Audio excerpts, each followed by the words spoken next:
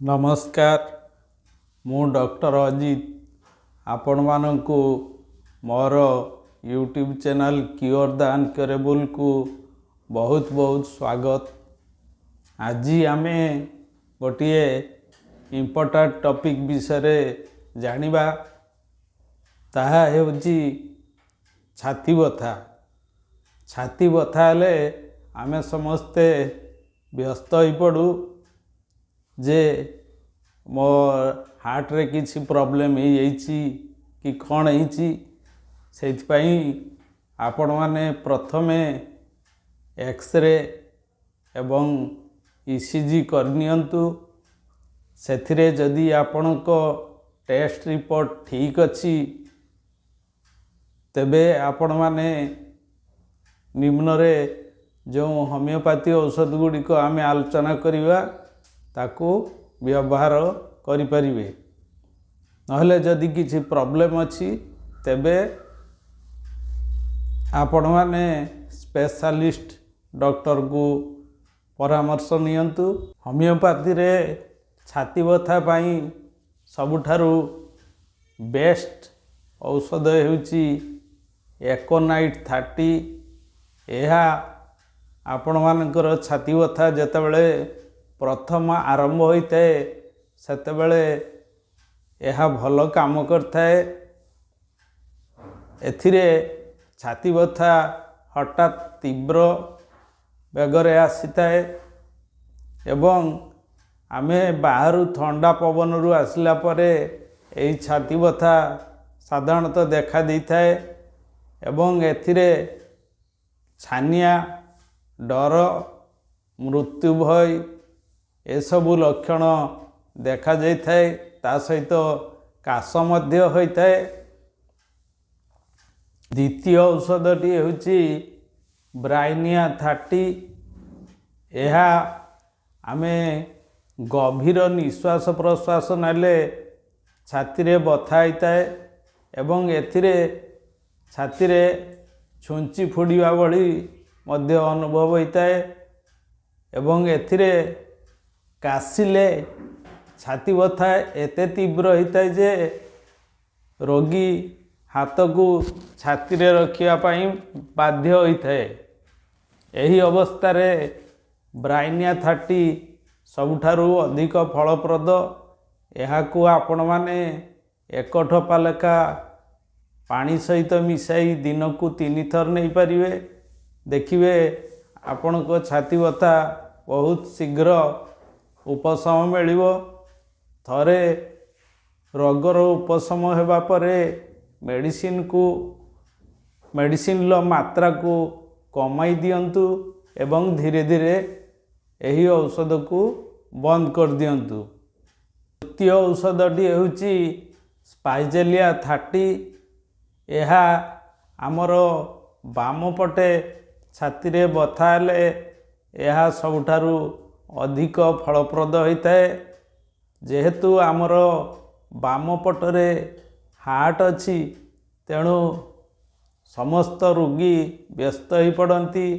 तेणु आपण मैंने एथिरे व्यस्त न होई स्पाइजेलिया 30 को एक ठोपा लेखा दिन को 3 थर खातु। देखिए 2-3 दिन मध्य आपण को छाती बथा संपूर्ण गायब हो जीवो। यह बहुत मात्रा रे फलप्रद औषध अटे। चतुर्थ औषधटी हेउची कालिकार्प 30। यह जदि आपण मानकर डाहाण पट छाती रे छुंची फोड़िबा भली अनुभव होता है। यह सहित यही जंत्रणा राति 2टारू भोर 4टा मध्य देखा देता है तेबे कालिकार्प 30 एक टोपा लेखा दिन को 3 थर नियंतु। किंतु यही औषध को अधिक दिन व्यवहार करंतु नहीं। एथिरे यही कालिकार्प 30 रे शीघ्र थंडा धरिबार प्रवृत्ति देखा जाता है। सही केस रे पेसेंटर जदि डाहाण पट छाती रे जंत्रणा होता है तेबे बहुत शीघ्र से छाती बथारू आराम पाइबो। छाती बथार अन्य एक मुख्य औषध हेउची रस्टक्स 30। यह आपण मानक छातीर जदि मांसपेशी ओ पंजरा हाड़े जंत्रणा थाए तेबे रस्टक्स 30 आपण मानकु बहुत आराम दे पारिबो। एथिरे वर्षा दिन आउ शीत दिन छाती बथारे यह भल काम करे। एथिरे अल्प चलाबुला कले पेशेंट को आराम मिलता है, किंतु बसी रहिले बा गोटे स्थान रे छिड़ा ही रहिले छाती बथा बढ़ी थाए। छाती बथार षष्ठतम औषध हेउची आर्सेनिकाल 30। एथिरे छाती रे अधिक पोड़ा जला अनुभव सहित छानिया लागिबा एवं निश्वास नेबारे कष्ट अनुभव करिबा मुख्य लक्षण अटे। एही रोग साधारणतः राति रे बढ़ी थाए। सही अवस्था रे आपण माने आर्सेनिक 30 एक ढपा लेखा 15 मिनट अंतर रे दियंतु, देखिए निश्चय सुफल पाइबे। तापरे रोग कमीगला परे आपण माने औषधर मात्रा को कम कर दियंतु एवं धीरे धीरे औषध को बंद कर दियंतु। सप्तम औषध हेउची एंटीमटैक्स 6। एथिरे छाती रे घड़ घड़ शब्द सहित कफ एवं छाती बथा यार मुख्य लक्षण अटे। से अवस्था रे आपण माने एंटीमटैक्स 6 गोटे सील पैक किणतु। याकू एक ढपा लेखा दिन को 4 थर पानी सहित नियंतु।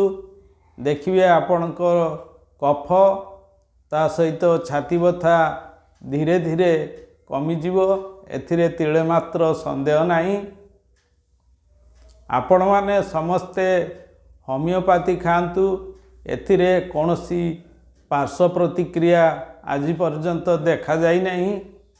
होमियोपैथी औषध आपण को रोग प्रतिरोधक शक्ति बा इम्यूनिटी पावर को बढ़ाई थाए।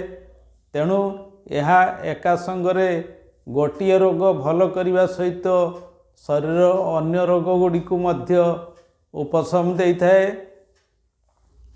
होमियोपैथी खातु, सुस्थ रे रुहंतु। जो मानकर यही छाती बथा रोग बहुत मास धरी छाड़ू नहीं, से माने मते आम क्लिनिक बालेश्वर बस स्टैंड निकट रे अवस्थित सेटारे आसी परामर्श करंतु। एवं जो माने दूर रे अछंती से माने आमको स्पीड पोस्ट माध्यम रे मध्य औषध नहीं पारिबे। धन्यवाद।